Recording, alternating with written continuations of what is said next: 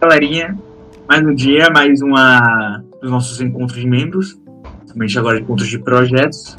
Vamos ver agora um pouquinho sobre os nossos projetos, como eles falaram. Acredito que vamos ter alguns daqui da própria Game Jam Plus. Então, sem mais delongas, bora começar com Tales, com o jogo Caverns e Capibaras. Esse jogo é da Game Jam Plus e se chama Caverns e Capibaras. Eu sou o Caldas ou Tails. Eu vou mostrar o projeto e vou até dar umas ideias assim de como ele está estruturado. Vou jogar um pouquinho. Dá pra dizer que é um pitch da parte técnica, assim, tipo, tentando demonstrar a estrutura dele mesmo. Mas a princípio o jogo, né? O inimigo posiciona aqui 4 cartas, daí eu tenho que posicionar as 4 cartas e aí tem que atacar com uma delas. Aí eu vou atacar aqui. Enfim, tem que avaliar aqui, né? Mas, por exemplo, uma estratégia é atacar quem tem bastante ataque e outra é atacar quem tu sabe que tu vai matar se tu atacar aquele lá, né? Aqui eu tô numa situação meio difícil porque todos eles têm bastante vida e eu não tenho muito ataque, né? Então vamos ver se eu vou ganhar essa aqui. Mas eu vou atacar esse aqui, então que eu acho que eu mato ele depois. Agora eu matei.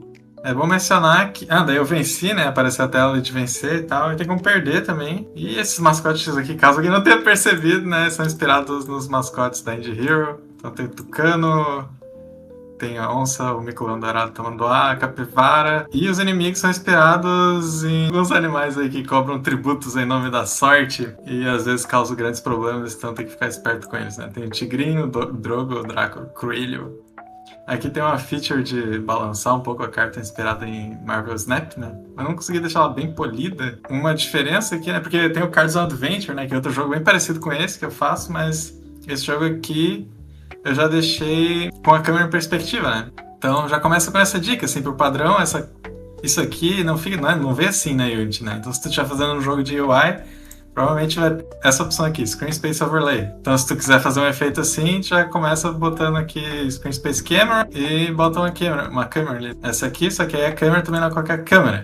Tem que ser uma câmera em perspectiva. Esses são os pontos mais importantes, assim, né? Aí, enfim, né? Aqui se eu rodar uma carta, eu vou mostrar pra vocês esse detalhe. Mas eu rotacionei a borda dela, mas pelo menos dá pra ver a perspectiva, né? Isso é louco. Uma coisa muito importante aqui em jogos de carta, assim, é a máquina de estados, né? Primeiro que é importante ter, né, para começo de conversa, uma máquina de estados, que é uma maneira, digamos assim, fazer um go horse, né?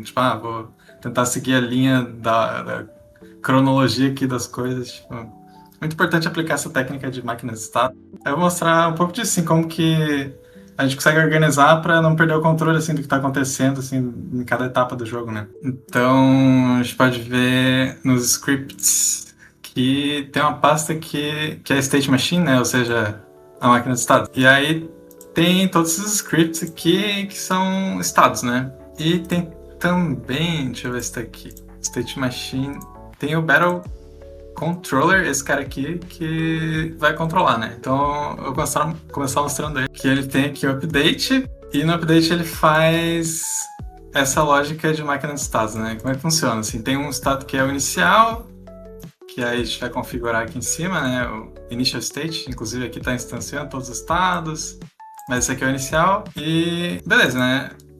No caso, assim, o inicial vai ser atribuído aqui que ele é o atual, né? E aqui, no update, né, do Battle Controller, ele vai começar fazendo update, que aí é um método de todos os estados, né? Eles têm esse método update. Depois eu vou pegar o próximo estado e se o próximo estado for diferente do atual, vai ocorrer aqui que vai sair do estado. Então o estado vai poder, assim, cada estado vai poder dizer, assim, o que ele faz no momento que ele termina. E aí o próximo estado também vai ter a oportunidade aqui de executar um código no momento que ele começa, né? O Enter State. E aqui a gente mostra também, ali no meio, né, da tela, deixa eu mostrar aqui, o modo de ataque, sua vez, dá essa ideia aqui, né, do que está acontecendo. E ocorre aqui a mudança de estado propriamente dita, né, que o próximo estado passa a ser o estado atual. E aí, vou mostrar para vocês essa classe aqui, Battle State, que ela é tipo um molde, né, para todos os outros estados. Então, cada um tem aqui um Enter State, um Exit State, Update, Next State. E aqui tem um friendly name, que é para poder mostrar bem ali. Quer dizer, esse aqui é só um molde dos estados, né? Aí eu vou mostrar aqui, por exemplo, o estado de ataque. E aí a gente pode ver aqui que tem um momento que ele é criado também, que, né, uma vez só que ele é criado. E aí tem um enter state, que ele só anota que ninguém atacou nesse turno ainda. Aí tem aqui no update, né? Esse aqui vai executar todo o frame, ele vê. Anota aqui, tem um defensor, né? Aí depois ele vai ver aqui se esse defensor é nulo. Então aqui esse trecho de código ele vai, provavelmente vai tentar entender quem que é o defensor. Vai ver aqui se alguém largou uma carta nesse frame. Aí se alguém tiver largado, ele vai calcular aqui quem que é o atacante, quem que é o defensor. E aí aqui ele dá o dano, né? Vai lá, pega uma carta e bate na outra. E esse aqui é a questão do Wave Movement, que é aquele movimento das cartas, deixa eu mostrar. Esse aqui, né? Que elas ficam balançando. Aí isso aqui tá resolvendo no estado também. Aqui faz um loop, né? Em cada carta e coloca um pouquinho pra cima, um pouquinho pra baixo, né? Aí fica a curiosidade que ele usa uma função seno. São 4 cartas, assim, aí cada uma pega 90 graus, assim, faz a função seno e consegue ficar balançando ela sincronizadamente, assim, da maneira bem fácil, né, de fazer. Aí acho que eu vou ficar por aqui mesmo, assim, né, que senão eu vou ficar me delongando muito. Mas, enfim, né, espero ter ajudado alguém aí com essa ideia de máquina de estados, né, se vocês forem fazer um jogo de cartas um dia e passado alguma confiança aqui no código, que o código tá bem feito, né? Tive a oportunidade de fazer ele do zero para competição e deixar ele bem estruturado. E se alguém quiser também um jogo parecido com esse, né, também me chamar para fazer, né, parcerias ou contratar o serviço, fico à disposição. Uma das técnicas que eu percebi que acho que faz sentido é treinar programação ou desenvolvimento de jogos de um jogo diferente utilizando um jogo anterior. Acho que você está utilizando a mesma ideia com Capybara pro Cards on Adventure. É muito legal quando a gente consegue refazer um projeto que a gente fez anos atrás, né? Porque a gente consegue aplicar todo o conhecimento que a gente adquiriu no caminho, na vida, assim, e no projeto também. Então, normalmente ele acaba ficando muito melhor do que o primeiro, assim. Claro que ainda tem um longo caminho para eu chegar na quantidade de features que o Cards on Adventure tem. Mas questão, assim, do que está ali, né, não tem como dizer que o Cards on Adventure tem uma vantagem nisso, sim. O que está implementado está muito melhor em questão de código, né? Está muito melhor no Capivaras. E aí até então, eu tenho essa estratégia de, continuar melhorando o Capivaras até o momento que eu possa usar o código do Capivaras no Cards on Adventure, né? Aí eu vou trazer as artes do Koa, daí o Koa vai ficar só com artes e textos de seres humanos, né? Artistas, assim, legítimos, assim, para todos os efeitos. E o Capivaras, daí eu vou utilizar a inteligência artificial em algumas partes, provavelmente, né? A não ser que alguém aprenda a desenhar ali da equipe. Quer dizer, o Tasso sabe, né? De repente ele faz as artes, mas enfim. Daí talvez eu acabe utilizando o IA no Capivaras, né? Eu tenho uma pergunta. Dá para ver claramente a semelhança com Cards of Adventure, mas você citou que você criou do zero ali para Game Jam. Queria saber que ensinamento você adquiriu fazendo ele do zero, que você vai levar para o Cards futuramente quando você voltar a trabalhar com ele. Eu tinha uma expectativa, assim, já, né, de que se eu começasse ele do zero ia ficar bem melhor o código. Deixa eu pensar, assim, deve ter, alguma coisa deve ter, só não tem, assim, aqui na ponta da língua, né. Nossa, eu fiz uma coisa incrível, assim, que eu nunca tinha aplicado. Tá aí, eu nunca tinha aplicado uma técnica que eu tinha imaginado, assim, mas vou tentar explicar aqui rapidinho, né, o que acontece. Tem aqui o Battle Controller, né, que é talvez uma classe muito importante, assim, né, pra dizer o mínimo, assim. E uma coisa que muita gente reclama na Unity é monobehaviors, porque eles dão um overhead enorme nas classes, assim. E é muito comum a gente estar desenvolvendo a Unity e a gente criar centenas de monobehaviors. Mas isso não está acontecendo aqui. Se for ver, o Battle Controller, ele é um monobehavior, né? Ele herda aqui do Skin Controller, que é um monobehavior. Então ele é um monobehavior também. Mas tem várias coisas aqui que poderiam ser e não são. Por exemplo, o Duelist Controller. Ele é uma classe ponto final. Ele não é um monobehavior. Então como que eu consegui atingir isso, né? O Duelist, ele tem várias coisas aqui. Ele tem o deck, a hand, Battlefield Controller, tá ligado? O deck, natural, assim, também o cara codar na Unity e o deck ser um monobehavior. A mão ser um monobehavior. O Battlefield, que são aquele conjunto de 4 cartas que cada duelista tem um conjunto ali de 4 no campo de batalha, né? Poderia ser um monobehavior, mas não, é que é só uma classe, né? E aí, mas como, cara? Aí, tu faz ser serializable, basicamente. Geralmente tu vai querer ter uma referência pro transform, porque é o que geralmente se usa, né, do monobehavior. Daí o update, né, as funções do monobehavior que tu vai utilizar. Aí tu chama, sabe? Daí o Battle Controller vai lá na máquina de status, né, que tem ali o Enter State, tal, tem um update, e o Battle Controller tem a referência do duelista, que daí tem a referência do Battlefield, da mão e do deck, então o update vai passando, assim, o fluxo de controle, é o fluxo de execução, assim, e isso acaba tornando o código mais intuitivo também.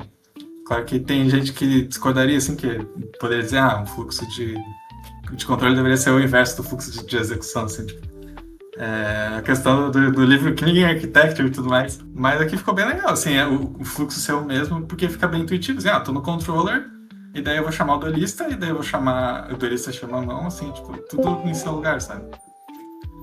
Interessante. Então foi mais questão de otimização mesmo do projeto. Mas a organização também, tipo, que tem o controller, e aí ele passa pro duelista, o duelista chama a mão, entendeu? Tipo, o fluxo de controle é o fluxo de execução. É a mesma direção. Porque poderia, por exemplo, é muito comum, assim, também se está começando, né? E, tipo assim, o controller vai lá e chama o duelista, e o duelista vai lá e chama o controller também. Eu já fiz vários jogos assim, tipo, funciona, mas tem alguns problemas, assim, que a gente pode começar a pontuar, né? Em relação a isso. Principalmente não é necessário, assim, tipo, tem como só um chamar o outro, assim.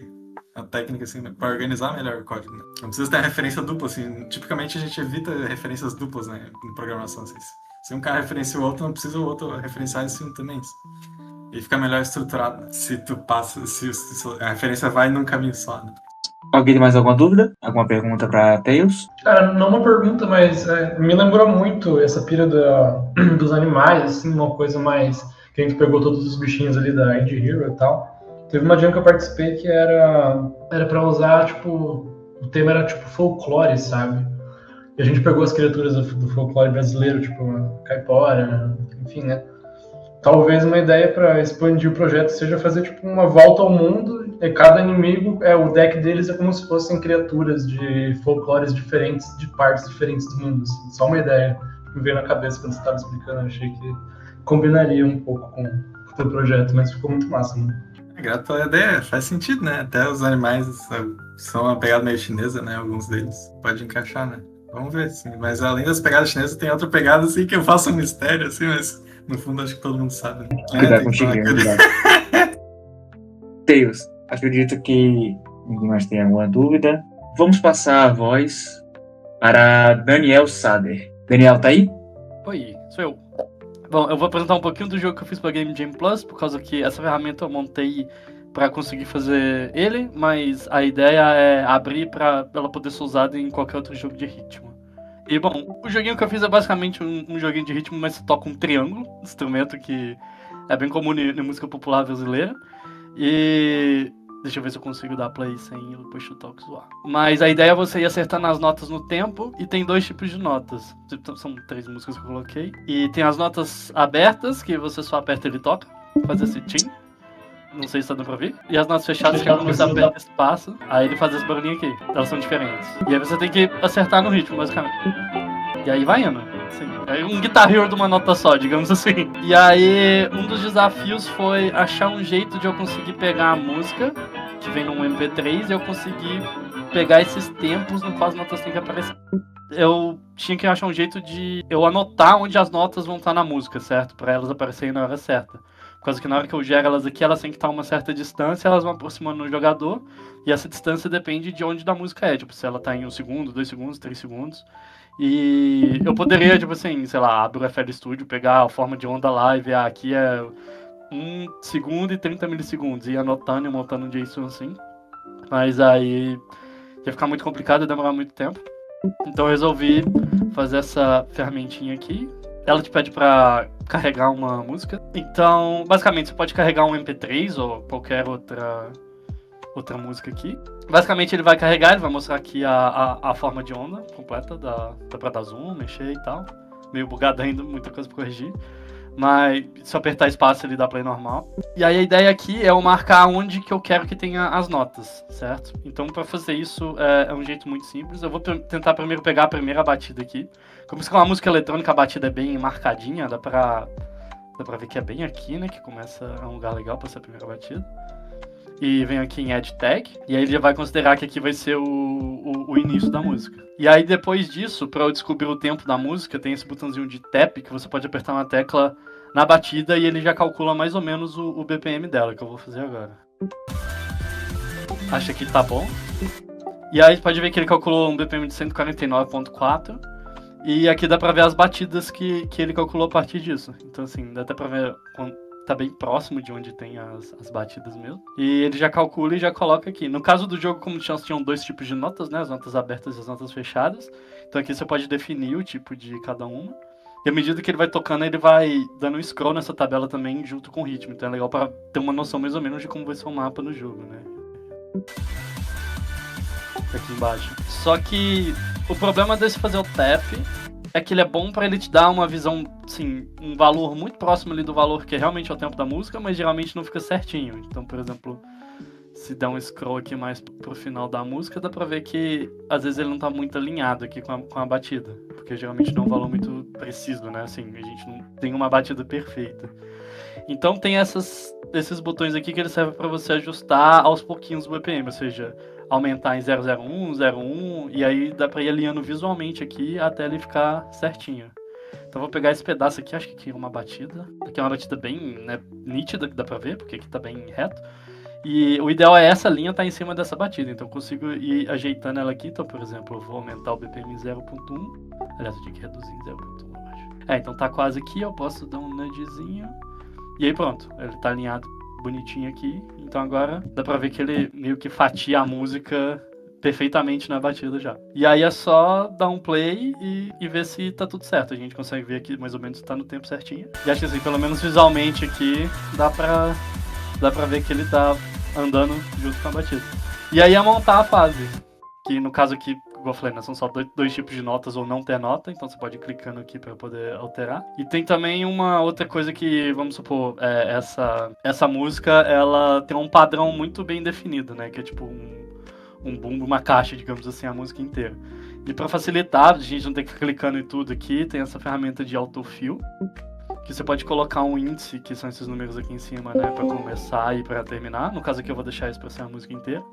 E aí você pode colocar um padrão. No caso eu vou colocar fechado, aberto para a música inteira. E aí ele já faz tudo aqui. Tem também um fio aqui do lado, que no caso ele vai começar a preencher a partir desse valor. Ou você pode só colocar o início e o fim aqui, e ele já vai preencher. E também você consegue definir padrões customizados. Se vier aqui no Custom Pattern, você escrever, por exemplo, Open, Close, Close e Open, On, ele já vai colocar esse padrão e repetir até onde você quiser. Tem mais umas coisas aqui, por exemplo, os metadados da música, né? Nome, artista, álbum, BPM, gênero. Geralmente tem alguns jogos, tipo o uso que mostra essas coisas pra quem é interessado. E aí depois a gente pode exportar isso. E aí ele gera um JSON já com toda a informação de tempo de todas as notas que foram colocadas. O Firefox tinha bugado por algum motivo. Mas aqui são os metadados, né, que não coloquei nada, mas seria aqui cada batida e o tempo em milissegundos.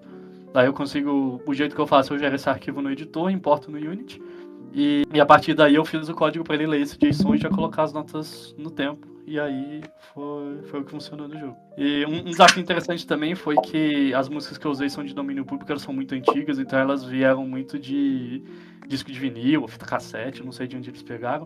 Então o BPM ficava meio que flutuando assim durante a música, ele não era completamente constante. Então por isso também que eu coloquei esses nudges aqui nas notas, que você pode meio que ir empurrando elas um pouquinho para frente, um pouquinho para trás, para poder compensar o disco de vinil não ser preciso, né? Porque a música eletrônica gerada no computador, ele gera tudo perfeitinho, mas no disco de vinil ele tem essas falhas, assim. E acho que é basicamente isso. Quem quiser baixar, brincar aqui um pouco, no caso, igual eu falei, essa versão aqui tá adaptada pro joguinho, né? Então ele só tem esses 3 tipos de notas, mas na página do jogo aqui no It tem um Level Editor, que é só baixar, é uma página HTML, abrir, funciona completamente offline. E tentar mapear uma música ou fazer alguma coisa. E dá pra colocar no jogo também. Você colocar na pasta do Streaming Assets, aí você consegue também testar no jogo e ver como funciona. Depois talvez eu faça um linkzinho aqui pra já chamar o jogo com o negócio, mas por agora acho que eu vou dar uma pausa antes de Game Jam e aí depois eu volto a trabalhar. Cara, muito bom só fazer. Alguém tem alguma pergunta? Vou fazer a minha aqui. Pode falar. Vai ajudar muitas pessoas que pretendem fazer jogo usando o ritmo, né? Eu queria ver com você se ela possui atualmente a função de acrescentar nota. Ali você mostrou que só faz 2, né? Uhum. Ou se você pretende implementar isso futuramente. Então, eu tô tentando fazer uma coisa mais genérica, né? Por exemplo, você conseguir definir os tipos de nota. Eu parei de compartilhar com ele. Aqui, igual eu falei, como isso aqui foi feito pra Jam, eu deixei só esses tipos de notas, mas eu quero assim que você criar um projeto, você poder definir aqui, tipo, eu quero 5 tipos, como se fosse no Guitar Hero, né? 5 notas. E eu quero também adicionar suporte à nota longa, né? Então, por exemplo, aquelas notas que você tem que pressionar e segurar e soltar. Então, talvez colocar um jeito mais visual de fazer isso na tabela aqui. Mas... por enquanto essa versão tá só no jogo, ela só tem esses 3 tipos, mas a ideia é ser bem genérico para funcionar com vários tipos de jogos. E talvez até outros jogos, por exemplo, no Osso, que a nota é 2D, às vezes colocar tipo um campo de número aqui também, né, que você pode colocar as coordenadas. E a ideia é fazer uma coisa bem genérica mesmo, porque geralmente os jogos de ritmo eles têm um editor próprio, né, porque até por ser coisa muito específica. E pesquisando assim, eu nunca tinha achado um genérico. Então a ideia é realmente ficar genérico, poder alterar isso daqui, poder colocar outros tipos aqui também, a não ser tipo só esses fixos. E deixar uma coisa bem legal. Eu também tô pretendendo talvez deixar open source no GitHub também, para quem quiser contribuir, mas ainda não decidi muito bem como que vai ser. Mas essa é a ideia mesmo, o máximo de pessoas conseguiram usar. Legal demais. Ter feito isso enquanto tava fazendo um jogo numa jam tão curta quanto como a Game Jam Plus é impressionante. Parabéns. Obrigado. Foi tipo metade da Jam fazendo isso e metade da Jam fazendo o jogo. Rapaz, eu fiquei interessado nesse sistema. O por dentro. Como que foi fazer ele enquanto fazia a jam? Nossa! Muita gambiarra, muita Coca-Cola. Sim, eu tentei deixar ele minimamente funcional, ainda tá cheio de bug. Tipo assim, só o mínimo pra conseguir fazer as notas e tal. Tive uma ajudinha também do ChatGPT ali, né? Pra dar uma... Principalmente a parte de CSS. Mas foi meio tenso, achei que não ia conseguir terminar assim. Mas é porque assim, no final, depois, a lógica do jogo em si é muito simples, né? Assim, é só chegar a nota, você aperta, se tiver um tempo ali, vai. Então... Acho que isso ajudou também, a lógica no final de usar isso daqui não é nada complexo. Igual, por exemplo, o jogo do Teus da Capivara, que tem máquina de estado e efeito de carta. Isso aqui é só apertou o botão no tempo, acertou, se não errou, né? Então, assim, ajudou a ser uma mecânica muito simples, assim, pra dar tempo de fazer tudo. Mas foi tenso. Fica aí a lição. Se for fazer um jogo, faz a ferramenta antes da jam, e aí você só usa ela na jam, não... Olha pro lado bom, agora você vai ter tempo de aprimorar essa ferramenta. Pois é, pra próxima dia ela já vai estar prontinha. Aí... Que loucura, né? Eu pensei em perguntar, pensa em vender esse serviço, assim, pra quem se interessa por músicas, colocar as músicas pra fazer um jogo musical. Assim. Pois é, eu tinha pensado... igual eu falei, eu tinha pensado em abrir o código, deixar no GitHub, talvez. Pra ver se mais pessoas interessariam, mas ainda não definiu o modelo, assim, de negócio. Eu tava pensando também, talvez até... como ele pode ser bem genérico, servir pra, por exemplo, se você tiver uma música, você quiser colocar a letra sincronizada, né, tipo no YouTube, alguma coisa assim, poder usar isso daqui, né, se for uma caixinha de texto aqui, dá pra colocar, por exemplo, fazer umas legendas pra música ou pra algum vídeo, alguma coisa. Então, assim, igual eu falei, foi feito no desespero que eu precisava, assim, então não consegui decidir muita coisa, mas é uma coisa que eu vou continuar trabalhando também. Se tu quiser tirar um dinheiro desse trabalho, dou a sugestão de fazer com alguém que você goste, assim, tipo, que você queira ajudar, né? Um jogo musical pros caras e daí depois você tenta vender, assim, fala, eu fiz um jogo musical pra essa galera aqui, se quiser um jogo musical nessas vibes, a gente pode estar fazendo, né? É uma boa ideia, vou pensar nisso. Eu tenho uma pergunta. Nossa, eu fiz o desafio de ritmo aqui na Indie Hero, e essa foi a maior dificuldade. Tipo assim, eu acho que eu passei tanta raiva tentando achar um plugin, alguma coisa que conseguisse sincronizar a música com o jogo. Você chegou a testar algum, e aí você decidiu fazer isso aí, porque nada deu certo? Ou você já de primeira, você já queria fazer isso? Eu tentei usar o de um jogo que chama Osso, que é esse aqui. Ah, sim, entendi. Não sei se você já conhece, mas ele tem um editor chama bitmap, né? Tipo, o mapa de batida dele. Ele tem um editor interno já, só que, assim, o formato de arquivo dele é extremamente bizarro e, assim, tem uma biblioteca pra ler, mas eu falei, assim, isso vai dar muito trabalho. E depois eu tentei olhar outros, assim, e também, assim, eram uns formatos de arquivo muito específicos pra aquele tipo de jogo. Então, Então, por exemplo, aqui no caso do Osso, as notas, igual eu falei, são em 2D, né? Eu não sei se tem tipo um videozinho aqui, geralmente, que mostrava jogando. E aí, assim, não ia dar certo por causa que eu precisava de ter 2 tipos. E, sim, acabou que nenhum deles foi que encaixou. E foi exatamente a mesma experiência que você teve, que eu tive, de, tipo assim, tentar achar uma ferramenta e não achar nenhuma que conseguisse fazer de forma rápida ali que eu precisava. E aí eu acabei fazendo mesmo. E aí eu acho que vai, assim, pode ajudar até no Gens, nos desafios, assim, quem quiser fazer um jogo de ritmo, né? Já tem uma ferramenta ali, porque é um dos desafios dos jogos de ritmo. Eu acho que o primeiro é você achar a música que você pode usar, porque assim, tem muitas em domínio público, mas muitas não encaixam muito legal, assim, no jogo de ritmo, né? E depois de você achar a música, você ainda tem que mapear ela pro seu jogo, né? Então, assim, é complicado. Aí a ideia é pra resolver esse problema mesmo, assim. Eu não tinha achado nenhuma outra melhor. Nossa, essa sacada foi muito boa.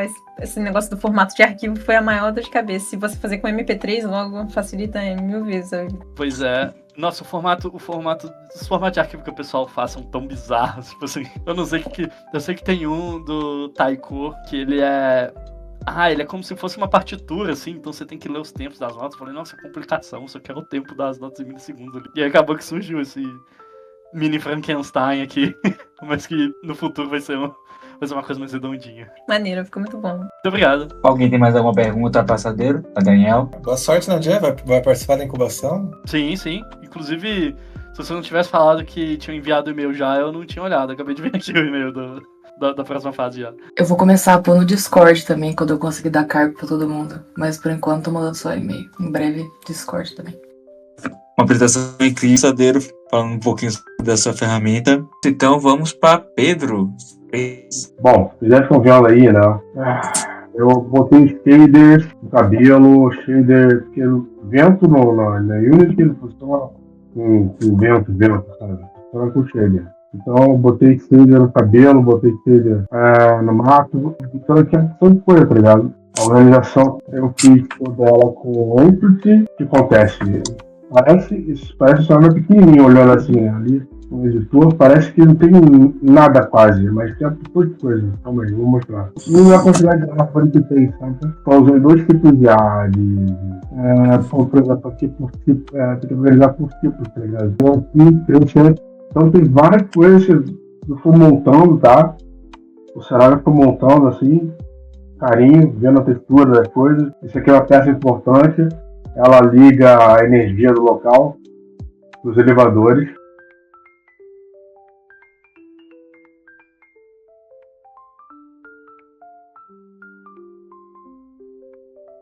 Você pode ver aqui, vai ter o elevador, você vai entrar na área do elevador, vai ter um input aí, né, um box collider, e você vai perguntar se você quer ir para cima, para baixo. No caso, só vai dar para descer, né? Só tem para descer, esse é o elevador.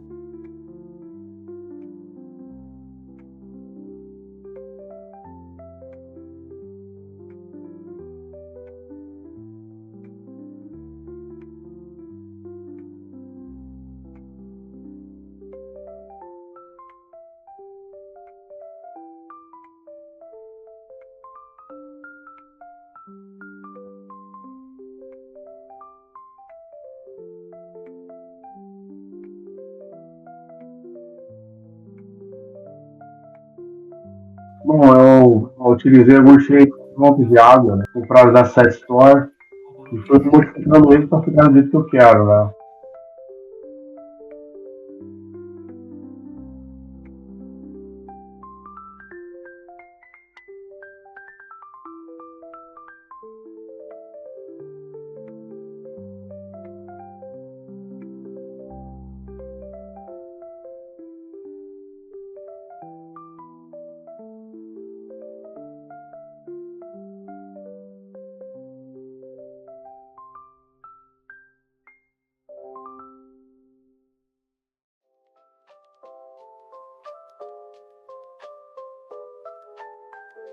Pedro, questão do level design, como é que você fez a questão do FPS com draw calls? FPS com draw calls?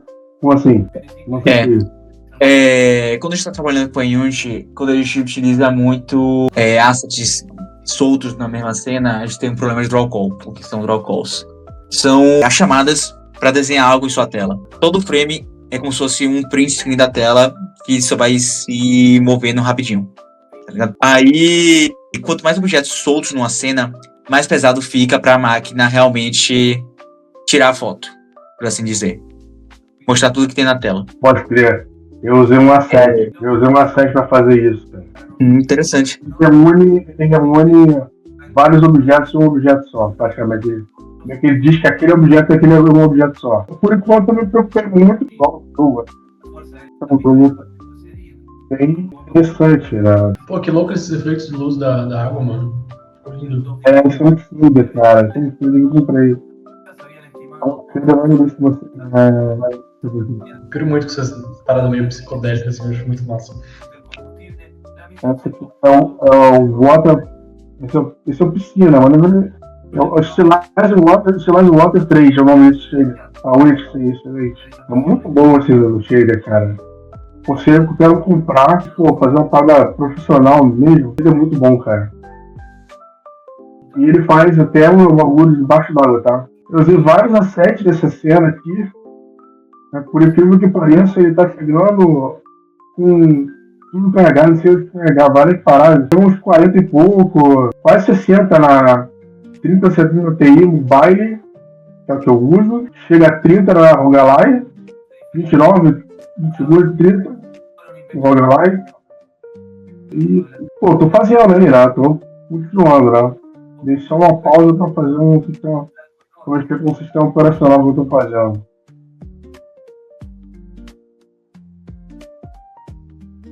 Mas tem reflexo, vocês estão vendo, tem reflexo. Tá vendo? Acontecimento debaixo d'água. São os detalhezinhos novos que eu acabei acrescentando no jogo.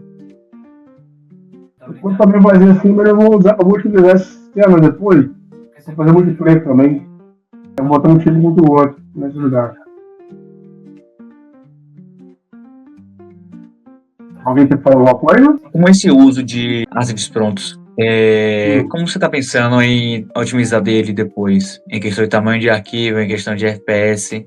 Em otimização, eu já estou otimizando desde já, cara. Já estou metendo a mão na massa, estudando o que eu posso fazer. Agora eu estou estudando. Eu estou estudando como é que eu faço para poder carregar, ele não ficar tudo carregado de uma vez, para poder ter mais controle sobre as coisas que estão mostrando no jogo, para ficar no draw call, como você falou aí, batches que o Cyber, né? Eu conheço como batches, mas enfim, draw call, enfim, eu estou tentando deixar o mais clean possível, tá ligado? É um jogo bonito.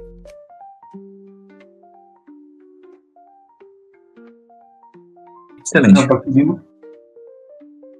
Aqui dentro não dá pra ver nada lá fora, então tem que ficar mais rápido, tá vendo? Ele só carrega o que tá aqui dentro, só o vídeo da placa de vídeo. Pedro, uma dica. A maioria das pessoas não entende muito sobre a Unity ou como que é de programação. Seria interessante você fazer uma build pra nós da próxima vez e trazer o joguinho funcionando. Como que ele tá, como é que tá as fases, como é que tá a jogabilidade. Se você quiser, eu posso botar ele pra rodar, cara. Mostra pra gente. Tá, vou botar ele pra rodar. Hello, Thunder. This is Ida, the artificial intelligence of your suit. This is my new voice, Angelina in the Omega Project. We're going to have some problems ahead, because the Haunters have taken over the scientific base. You have you out the area, pick up the weapons and ammunition on the screen spinning when you get close. I'm with you always. I'll help you put on your show. Acabou Blue Blood, né, como eles chamam lá. Outro lugar, né? Dá pra mostrar, né? Dá pra mostrar algumas coisas, sim. Pedro, fala pra gente como você pretende monetizar o seu jogo futuramente. Bom, eu quero vender ele por $50, né? $10 talvez. Ainda não, eu tô ajuda aí nessa parte aí. Então, para a próxima vez que você for apresentar no projeto, pensar fazer um pitch, uma apresentação, que ele já está bem avançado, né? Tipo, gameplay, consegue mostrar bastante coisa do jogo. Já tá bem avançado. Tem a questão de abertura aí. Fazer uma Por apresentação. isso que rodando tão devagar, cara. Voice. Com esse joguinho, vamos passar a palavra agora pra Sarah. Dá pra me ouvir direitinho? Dá. Eu vou falando então um pouco sobre o jogo enquanto ele tá. Eu tô baixando a build mais recente dele. Acho que não tem problema se eu compartilhar a tela inteira, né? A gente resolveu fazer uma releitura, apesar de muito bugada ainda, da história dos Três Porquinhos. Interessante. Na verdade, a gente nem ia fazer sobre isso, mas aí no final das contas a gente acabou achando que ia ser melhor falar dele. Basicamente, Piglets é um jogo que você tem que sobreviver no meio de uma floresta enquanto você defende a sua base dos lobos maus. Todo jogo é baseado nos 3 níveis contados da história e nos 3 porquinhos, por isso os 3 Is, Piglets. Então ele conta a história dos 3 porquinhos um pouco, para você se lembrar de como elas são, de como o primeiro porco fez a sua casa de palha e ela foi destruída, o segundo porco fez sua casa de madeira e ela foi destruída, e aí o terceiro porco fez a sua casa de tijolos.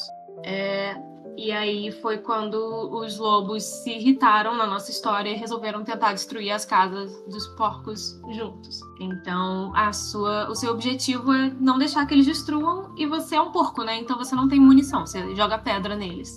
E aí, esse daqui é você movimenta com WASD e você atira as bolinhas, viu? Aí, aqui você escolhe basicamente o que você vai construir. Você tem que coletar as moedas ao atacar os lobos. Então, sempre que você mata um lobo, você ganha uma quantidade específica de moedas. E se eles destroem sua base, você perde o jogo. Aí, eu vou pausar aqui por enquanto. E aí, basicamente, a nossa ideia, que não foi possível concluir na Game Jam, por conta do tempo, era que todas as torres que a gente fosse construir, as infraestruturas, tivessem 3 níveis. O nível de palha, o nível de madeira e o nível de tijolos. Então seria o nível mais fraco, que é depois de você sair do 0, você vai pro de palha, e assim você vai subindo. A ideia é que a gente coletasse recursos também. O jogo é todo feito com pixel art e com 3D, então tem essa mistura. A gente usou um filtro para poder pixelar todos os OBJs, e a gente fez o pixel art no Sprite mesmo. Aí aqui, se vocês não se importarem, eu vou abrir o Drive para vocês darem uma olhada e verem o plano que a gente tinha. Falar um pouco, né, do que a gente queria fazer. Então, eu trabalhei como game designer e artista. Eu geralmente faço as duas coisas de acordo com a necessidade de cada jogo, né? Então, basicamente, a nossa ideia era isso. A gente teria essa base principal, que é a base que você tem que proteger, né, no jogo. E a nossa ideia era que, conforme você melhorasse a base, você poderia contratar até 3 porcos. E aí, quando você fosse contratar os porcos, eles subiam nas costas dos outros e aí formava essa torre de porcos, entende? Por causa dos 3 porquinhos. Aí a torre de defesa, o recurso de moeda. Aqui a gente teve um pouco da ideia de como seria também com os nomes deles, caso a gente fosse focar mais no storytelling, mas a gente acabou resolvendo não focar muito nisso. Então, vou pegar aqui também, no Drive, para vocês darem uma olhada nos assets também que a gente fez mais de perto, né?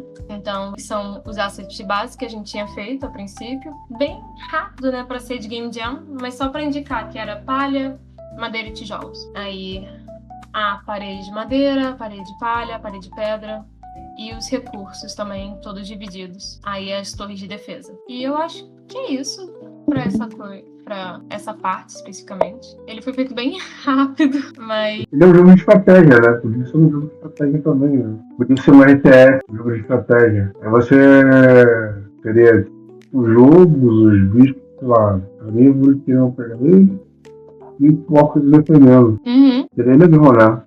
Um RTSzinho disso. Pra criança é bem legal.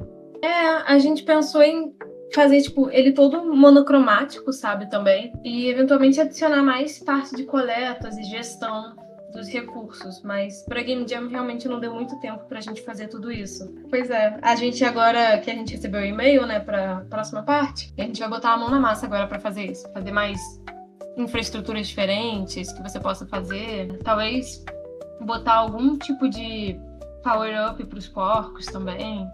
Trazer variação, né, no jogo. Eu confesso que eu comprei o visual monocromático, me lembrou bastante Don't Starve. Ficou muito bonito. Você pegou ali o tema, a próxima versão é sua, né? Onde você reconta a história de uma perspectiva completamente diferente do que é a história, né? Uhum. Então, ficou bem interessante. Eu acho que vocês poderiam pensar, às vezes, também em multiplayer, cada um controla um porquinho, já tem essa limitação. Acho bem na vibe Don't Starve. O que eu tinha pensado de fazer os porquinhos, sabe, um stack de porcos, era para aumentar a quantidade de hit por segundo, né, das pedras. Porque são, tipo, um porco em cima do outro atirando e aí ia ter mais pedras por segundo, sabe? A eficiência. Mas eu acho que multiplayer também seria bem interessante. Cada porquinho seria alguma forma diferente. A ideia é que cada um deles, inicialmente, representasse um recurso, né? E um tipo de mecânica do jogo. Então, o primeiro porquinho, ele seria meio tipo forager, sabe? De coletar as coisas. Aí o segundo já seria mais de produzir as coisas dentro da própria base. E o terceiro era o de ataque. Faz sentido. Atribuir funções para cada um, né? Pois é. E aí, cada um deles você teria que alternar entre os 3 pra fazer as coisas dentro da base. Isso foi a ideia inicial. Aí, agora a gente vai, provavelmente, decidir entre os membros, né, qual vai ser o caminho que a gente quer seguir. Mas, eu queria ouvir opiniões sobre isso. Tipo, ele tá muito bugado, então, talvez as mecânicas especificamente, eu gostaria de ouvir mais sobre ideias de implementação. Você consegue abrir pra gente a build pra ver como ficou? Eu posso te mandar o link aqui na ITIO.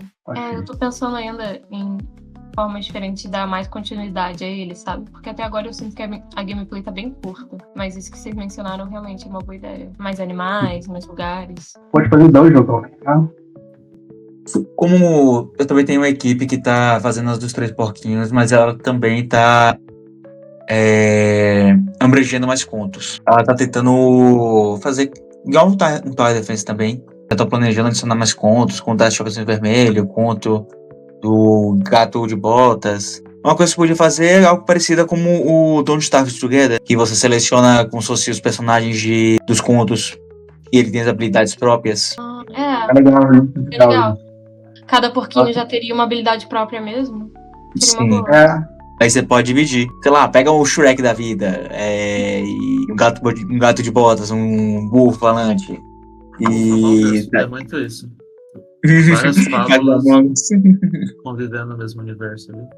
É legal, isso é legal. Bacana. É uma boa ideia isso, na verdade. De questão de implementação, como estão os seus bugs, o que você encontrou, quais foram as suas dificuldades? Cara, tem muito bug.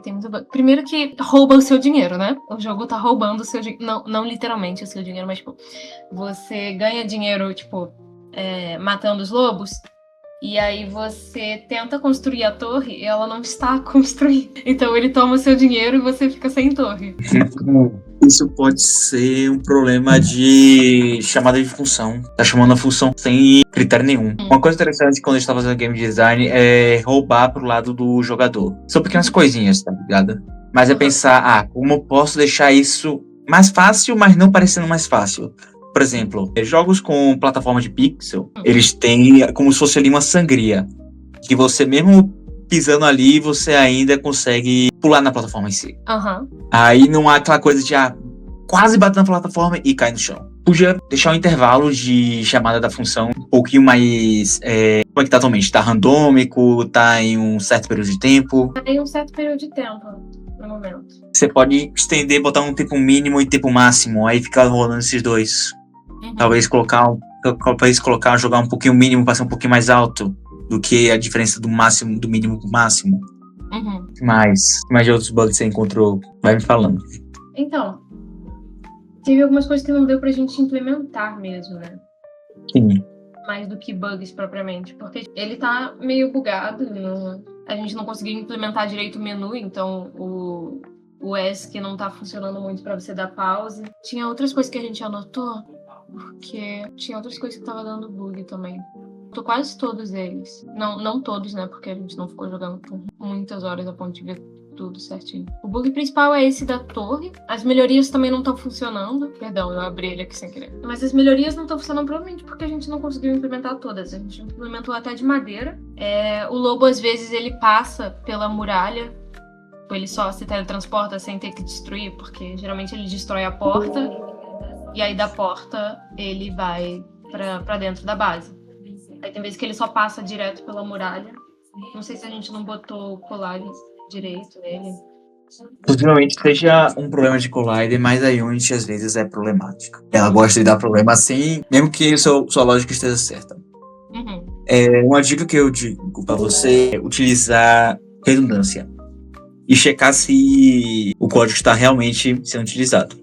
Uhum. Porque a Unity tem até mesmo problema de temporização, que às vezes um código tem que ser chamado antes do outro para funcionar. Aí você tem que ver qual tempo você está realmente utilizando. Se é o fix, se é o update, se é o start. Tem até mesmo como você forçar ele a carregar. Aí isso também é outros problemas. Uma dica é utilizar o type off. Type off requires, ele vai puxar esse código. Tá, pop na frente. Então. É um tipo de função, método, mas ele auxilia justamente para que seu código tenha os outros códigos utilizando, para não dar problema. Isso é bem útil que você falou, hein, cara? Eu não sei nada de programação. Eu fui fazer isso porque eu não tava entendendo. Eu tava fazendo um jogo de carro. E o carro tinha que mudar pra outra rua, né? Aí eu não tava entendendo por que do nada, às vezes, o carro ia pra um lado, sendo que ele não devia ir. Aí eu percebi, ele tá puxando de outro código, mas o código tá puxando antes dele, então tá fazendo um problema ali de comunicação. E só tem um videozinho de 8 minutos no YouTube falando nisso. Unity Time. Uma dor de cabeça isso, cara. É chato. Deixa eu pegar aqui. Timeline em Unity. Fizeram mais, é interessante. Sou mais cara da arte, tá ligado? Mas só procurando Time na Unity, você vai achar alguns vídeos falando sobre isso. Acho que eu achei. Achei aqui. É um videozinho de 10 minutos, mas é um dos vídeos mais úteis que tem nesse mundo. Porque, nossa senhora, o tanto que eu demorei, não tá escrito. Dá uma olhada nesse videozinho depois que eu mandei no chat. Cara, isso aí é essencial pra fazer a programação, mano. É o time da coisa, né? Não é isso? É time, exatamente. Meu Deus do céu, isso é muito bom. Isso e é realmente muito importante você saber quando você trabalha em Unity. Então, dê uma olhada. Sim. Ou é uma coisinha interessante, só que agora eu não lembro o nome que era, velho. Era uma técnica na Unity pra chamar métodos a events. Isso mesmo. É isso. Não é dispatch event? Events e delegates. Tem um vídeo, primeiro videozinho no YouTube, é muito interessante de vocês verem. Porque há um controle maior de como os eventos são chamados. Às vezes a gente acaba utilizando o for, acaba utilizando o switch, o if, e acaba tendo não tô com um belo controle assim das coisas. Os eventos é que nem a mesma lógica de botão. O botão é uma forma de evento. Você vai chamar esse objeto e esse evento assim que a condição for garantida. É um if, mas é mais otimizado. É melhor de se utilizar. Mais complicado? Sim, mas é muito bom. Ok, eu vou pesquisar. Eu uso bastante o if. Todo programador utiliza o if como se não tivesse amanhã. E o pior é que, tipo, eu faço programação mais básica, né? Tipo, eu não fiz a maior parte da programação disso daí. Eu fiz game design e algumas pixel arts. Sempre que eu vou pegar qualquer coisa pra mexer, eu só taco o if. O escape pode ser isso. Pode ser a questão da chamada de botão. Uhum. Porque é a mesma lógica. Ok, eu vou dar uma olhada nisso então. Outra questão que eu posso olhar agora? Não, acho que no momento é isso. Eu queria poder estar com o resto da galera do meu grupo agora, mas a maior parte deles está ocupado no momento. Ah, que pena, cara. Sou um dos organizadores, também um dos mentores da minha sede de Salvador. Manda uma mensagenzinha para os organizadores. Geralmente os organizadores estão preparando coisinhas a mais para vocês, além da incubação da própria Game Jam Plus. Aí pode ser que eles tenham mentores de programação próprios para vocês utilizarem. Se não conseguirem contato, me manda mensagem aqui no Discord, eu ajudo vocês como puder. A gente vai mandar uma lista de mentores para os organizadores locais assim que começar a incubação. Então eles vão ter contato de gente. Mas podem procurar o Pedro também, porque ele é bom. Só avisando que vai ter essa galera a partir do começo da incubação. Ok, obrigada. Sim. Então, Sara, muito obrigado pela participação. Vou passar a voz agora para Criminosa. Olá, dá pra me ouvir? Você vai trazer outro jogo em VR pra gente? Eu quero um jogo em VR. Sim. Calma aí, eu vou streamar a tela. Boa noite, gente. Eu sou a Criminosa, Maria Eduarda. O Madu, como geralmente as pessoas me chamam. Então, o que eu vou apresentar aqui hoje é na vertente de jogos sérios, que é o que eu trabalho mais, porque eu sou universitária e o jeito que eu tenho para me manter na universidade é fazendo pesquisa e recebendo bolsa de pesquisa, então o que eu costumo trabalhar mais são jogos sérios e coisas do tipo. Então eu vou falar um pouquinho da minha pesquisa hoje. Eu trabalho num laboratório que é de sistemas orientados ao ser humano. Então, basicamente, a gente faz coisas voltadas para ajudar as pessoas, tecnologia para ajudar as pessoas. Eu vou mostrar aqui. Esse aqui é o Instagram do laboratório, que vocês podem ver que a gente tem diversas aplicações, como, por exemplo, andadores, para ajudar na questão de saúde, robôs inteligentes, e usar também inteligência artificial para ajudar e trazer qualidade de vida para as pessoas, né? Assistência de tarefas de todos os tipos, assim, locomoção, entre outras coisas. E a gente usa muito realidade aumentada, realidade virtual para esses propósitos lá. Para não só para ajudar na realização de uma tarefa, mas também para divertir as pessoas, né? Nessa vertente de jogos sérios mesmo. Eu não sei se a minha aplicação se encaixa nessa parte de jogos sérios, mas eu vou falar um pouquinho dela aqui e vocês vão entender. Mas bem, aqui o meu trabalho é o Tangram Aumentado, um estudo sobre o uso de realidade aumentada para o apoio de tarefas manuais em diferentes abordagens. Tem um contexto, esse projeto está inserido dentro de um contexto, mas que acho que eu não tenho muito tempo para falar sobre isso. Mas bem, o estudo aqui ele é bem focado na pesquisa e criar uma ferramenta para colaboração nos projetos do laboratório. Mas é um estudo para entender como que a realidade aumentada pode auxiliar na execução de tarefas manuais. Eu não sei se todo mundo aqui sabe o que é realidade aumentada, eu esqueci de trazer uma explicação sobre isso. Mas a realidade aumentada é quando você mistura elementos virtuais e elementos reais. Igual o Pokémon GO, assim, você filma o ambiente e você consegue projetar um Pokémonzinho ali na tela do seu celular. Mas eu trabalho principalmente com óculos de realidade virtual, que você faz isso utilizando um óculos mesmo. Então, bem, a gente queria entender como que a gente pode aplicar a realidade aumentada no contexto de fazer tarefas práticas, por exemplo. Eu fiz uma revisão de literatura para entender como que isso está sendo aplicado. Por exemplo, a gente vê muitos testes disso na indústria, quando existem... os funcionários precisam realizar uma tarefa complexa, tipo assim, fazer uma montagem de um motor, por exemplo. Como que você poderia diminuir a carga cognitiva da pessoa que está realizando a tarefa, utilizando instruções que você poderia projetar dentro dessa realidade aumentada, para a pessoa não ter que parar o que ela está fazendo e abrir um livro, ler e ver a próxima instrução. Então, se você tivesse com óculos de realidade aumentada, você poderia diminuir essa carga cognitiva, demanda física, para realizar essa tarefa. Então, o objetivo aqui é facilitar a vida das pessoas e talvez até gamificar a tarefa. Aqui, para fazer esse estudo, eu decidi usar um Tangram. Por que um Tangram, né? Porque é uma coisa que as pessoas costumam ter familiaridade. A maioria das pessoas já montou um Tangram, fez essa brincadeira quando era criança. E é uma tarefa mecanicamente simples de ser executada. E o mais interessante é que ela possui diferentes formas de montagem. Então, com as mesmas 7 peças, você consegue criar diversos cenários e testar eles sem que a pessoa decore a forma de montar aquela peça para tirar esse viés, né? Tipo assim, ela só fez aquilo mais rápido porque ela decorou. Então, com o Tangram eu consigo criar uma diversidade aqui. E eu consigo avaliar objetivamente o cumprimento dessa tarefa, né?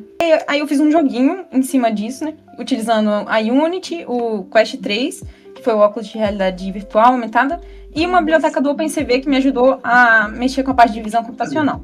Como é que eu fiz para fazer essa avaliação de tarefas, né? A gente, a princípio, criou 2 modos, um modo de assistência e um modo de montagem virtual.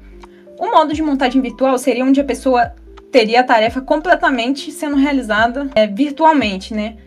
Um exemplo disso é como a professora falou na aula de jogos sérios, para tarefas de treinamento. Por exemplo, quando você tem uma situação muito crítica, ou tipo assim, que você não quer submeter o trabalhador, por exemplo, a uma situação extrema, como pilotar um avião, você pode botar ela em um ambiente virtual para treinar aquilo em casa, de modo seguro e num ambiente controlado.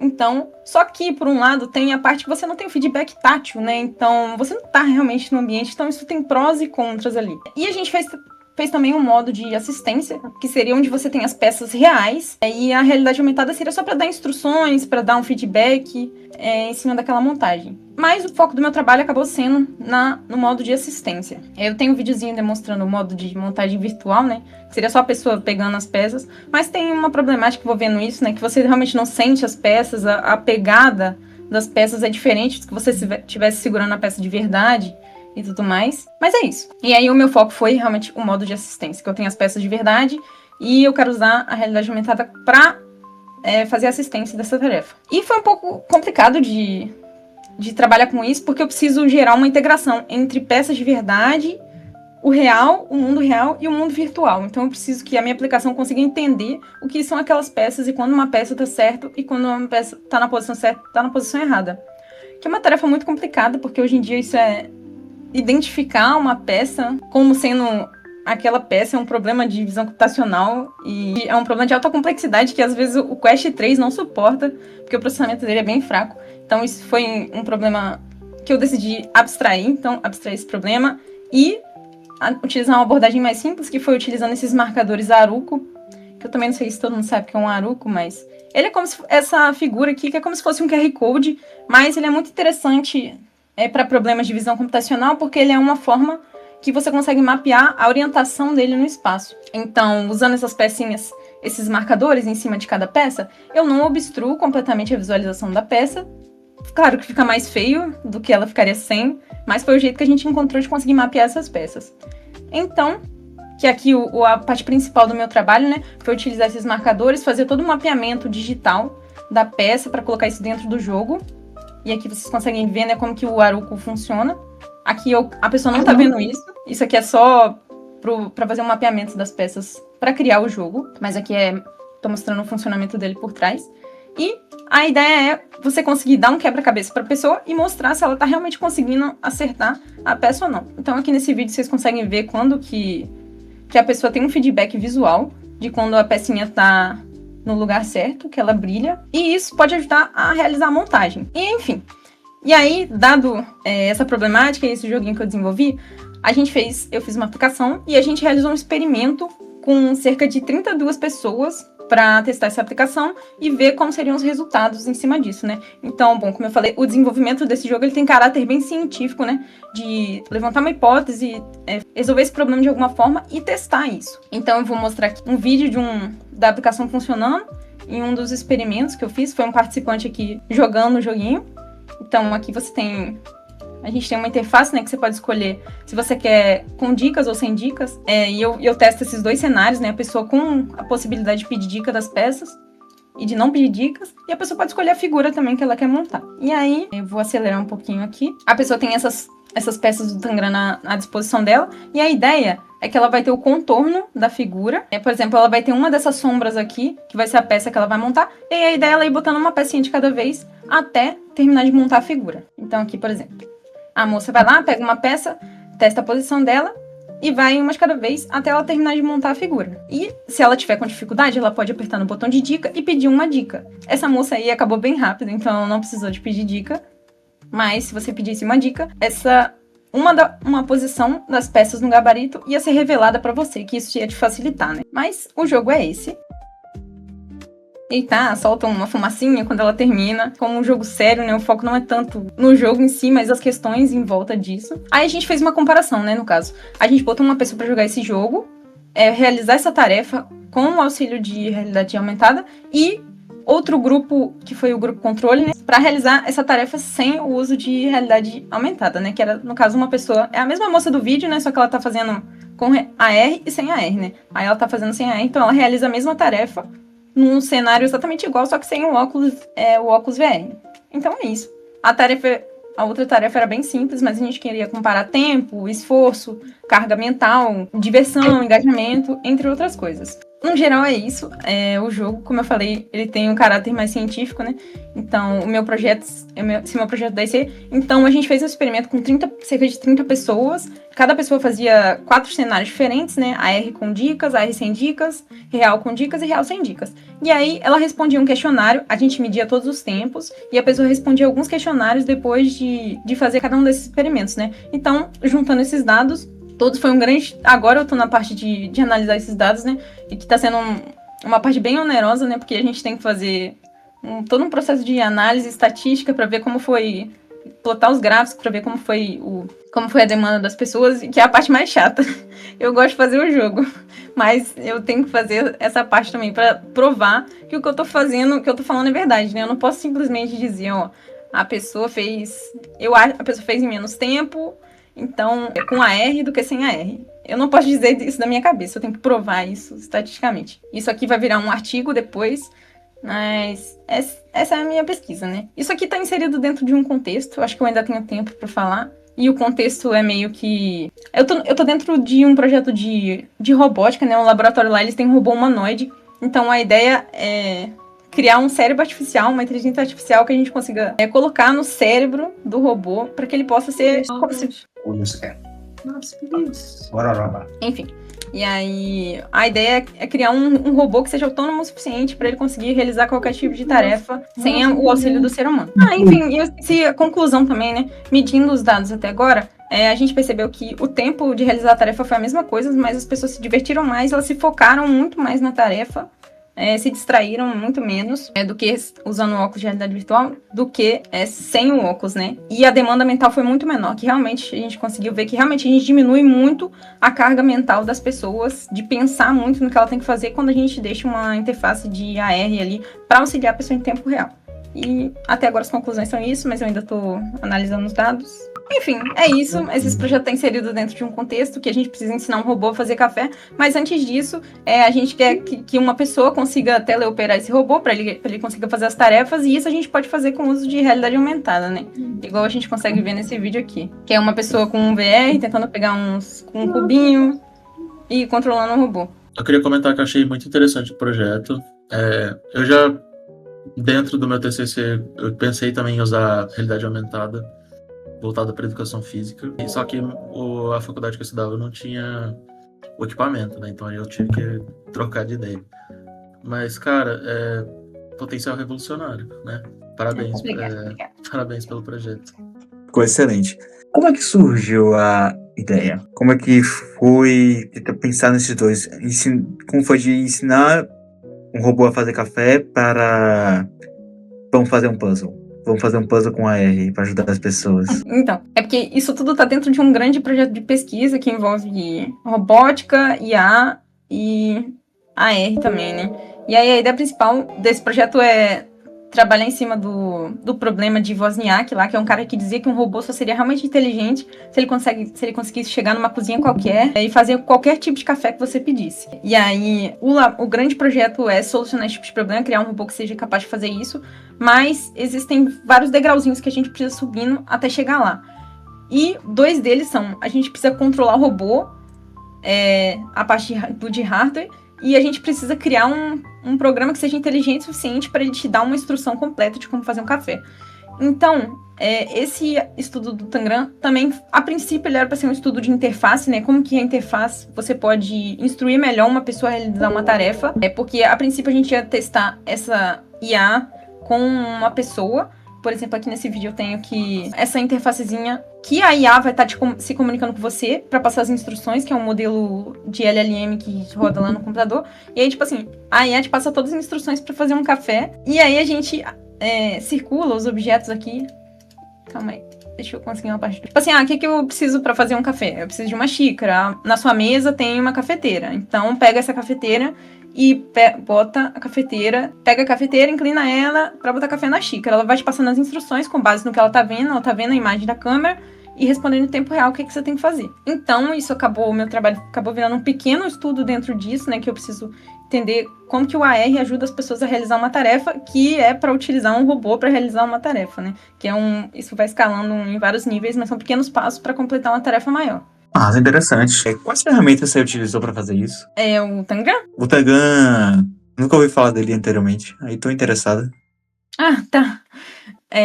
Então, o Tangram é um joguinho, né? Tipo assim, a gente comprou umas pecinhas lá na internet e para poder montar ele, mas a gente utilizou o Unity para montar. Mas o maior desafio aqui é porque a Meta tem muita restrição de privacidade, que ela não pode simplesmente liberar a imagem da câmera, porque você pode estar vendo outras pessoas, né? Isso tem muitas questões de segurança. Mas recentemente eles tiveram uma atualização que eles liberaram parcialmente isso. Então eu consegui trabalhar com o plugin do OpenCV para Unity, que aí eu consigo, utilizando o OpenCV, eu consigo ter o acesso a mapear as imagens do Aruco, que eu consegui, é uma biblioteca de visão computacional que ela faz esse tipo de trabalho. E aí, com essas imagens do Aruco, eu consigo fazer várias transformações para passar as coordenadas do Aruco que está na sua frente para o mundo dentro do Unity. E fazendo isso, eu consigo criar um gêmeo digital da peça, né? Que é uma pecinha digital que ela está exatamente na mesma posição que a pecinha real. Então, eu conseguindo mexer a pecinha real, eu sei onde ela tá dentro do jogo. E aí consigo acender quando a pessoa acerta a posição. Interessante. Mas alguém tem mais alguma pergunta, alguma dúvida, algum interesse? O Wallace Amorim comentou aqui, você está treinando um modelo de LLM para depois treinar o robô, seria isso? Sim, é como se esse modelo ele fosse ser o cérebro do robô, né, em cima do LLM. Então, aí são duas partes diferentes, né, o pessoal que mexe mais com mexe o robô e o pessoal que mexe com a parte de software de treinar o cérebro do robô, mas seria exatamente isso. A LLM seria totalmente responsável por controlar todas as tarefas, por enxergar o ambiente e controlar todas as tarefas do robô. Seria isso mesmo. E que tem a IA, ela mesma já projeta as atividades que ela tem que fazer e passa para a interface para o humano reproduzir. Seria Sim. isso. Depois a ideia seria aí ver os objetos e fazer a tarefa para ela mesma e ela realizar essas tarefas que ela se propôs. Sim, exatamente. De fato, ele ser inteligente. De analisar a situação, o ambiente ao redor e realizar a tarefa. Aí no caso a realidade aumentada não entraria no robô, né? Porque não tem nada a ver as duas partes, mas seria uma abstração. No caso, a pessoa fazendo café seria uma analogia ao robô fazendo café. Vocês, acho que passando a imagem, dá para treinar a IA com o que vocês humanos fizeram pela interface que vocês estão transmitindo para o robô, né? De uma certa forma, seria como vocês visualizariam o que ela estaria pensando. Sim, é verdade. Exatamente. Elas têm roupa de tecnologia e isso aí poderia ser utilizável, por exemplo, para captar o movimento da pessoa. Sim. E ao mesmo tempo mover a roupa de tecnologia por cima da pessoa sem ferir ela, sem causar dano. Ao mesmo tempo ela ficar mais forte, mais rígida, mais que o esqueleto, tá ligado? De não tecnologia. A gente faz isso também no laboratório. São roupas assim, tem sensores que você consegue colocar na pessoa para captar todo o movimento dela, né? Isso é uma coisa plenamente possível, só é um pouco caro, então depende. Eu não sei como isso é disponibilizado para o mercado geral, mas é possível. Legal. El año pasado hice un curso en la Universidad de Buenos Aires de Human Computer Interaction. Legal. Hicimos una experiencia similar a la que ella está haciendo y se engloba dentro de lo que es HCI, Human Computer Interaction. In this course, in this workshop, the teachers say that this discipline no is in Latin America. It's very strange. It's okay or no? She is Carla Grigio and she works in the University of Norway. Que esto no estaba entrando en Latinoamérica, que recién este año iban a ver de articular, que estaba buscando gente para coordinar actividades con la Universidad de Noruega y acá en Latinoamérica quién podría estar en esto, porque ellos no tenían referencia de estas actividades acá, por lo menos en el año 2024. Y bueno, eso quería saber como para contactarla o bueno, qué información tenía la profesora que nos dijo eso. Creo que sería interesante. Que legal, sim, podemos conversar. O meu laboratório tem algumas parcerias internacionais. Vocês são da Argentina, né? Sí, pero más que nada era con Carla, que ella está en Noruega y ella no conocía gente en Latinoamérica que esté trabajando en esto. No sé si se refería a la gente de habla hispana o no, pero nos dijo que no había nada. Que ella quería entrar a formar gente y a desarrollar esto, HCI en Latinoamérica. Tiene un grupo en Discord, después te lo paso. Después paso los contactos, ¿sí? Sim, obrigada. A gente conversa depois, sim. Acho que estamos abertos a parcerias.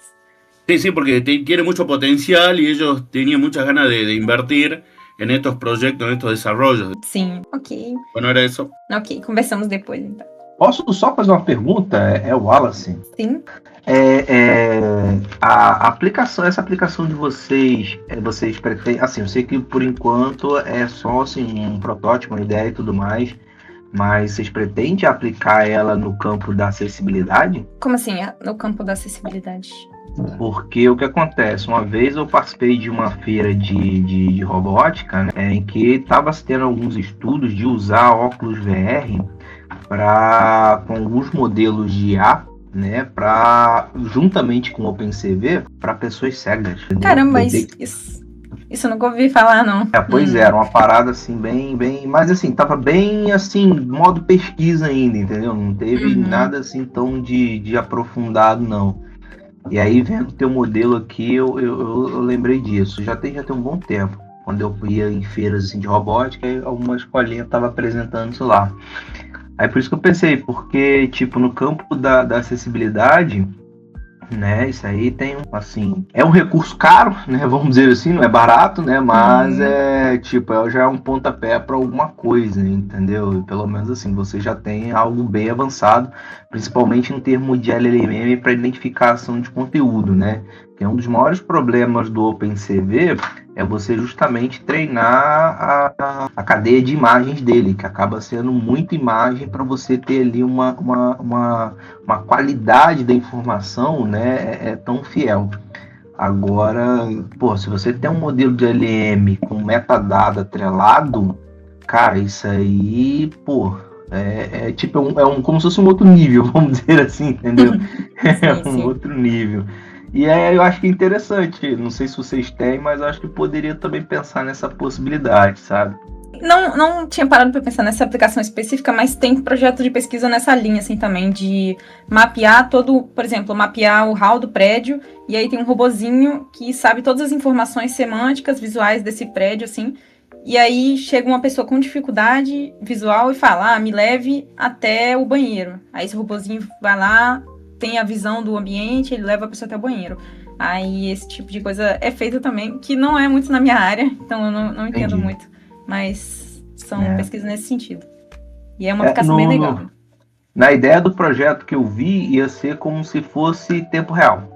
Não ia ter, nada mapeado. Tipo, por exemplo, uma pessoa na rua. Aí o cego tá andando na rua, ela estaria com óculos Rift, né? A câmera do óculos Rift estaria captando o que estaria em volta e a pessoa praticamente no próprio fone de ouvido do Rift estaria em contato com a pessoa, né? Falando assim, na sua frente tem um buraco, na sua frente o sinal tá vermelho. Ou, por exemplo, de vir à esquerda pro pulo para onde você quer ir, né? Então seria mais ou menos assim, algo em tempo real. E aí, esse modelo de LLM, né, que seria assim, bem mais. Eu sei que é difícil treinar LLM, né? Mas se ela tiver treinada a esse nível de reconhecimento, isso é um negócio absurdo. Legal, isso é verdade mesmo. E precisa de hardware, né, para fazer isso também. Que é uma das dificuldades. O problema a gente ainda não tem ainda os chips da NVIDIA ainda. Pois é. Mas beleza. Uma excelente apresentação, viu? Obrigada. Muito obrigado, Eduardo. Obrigada.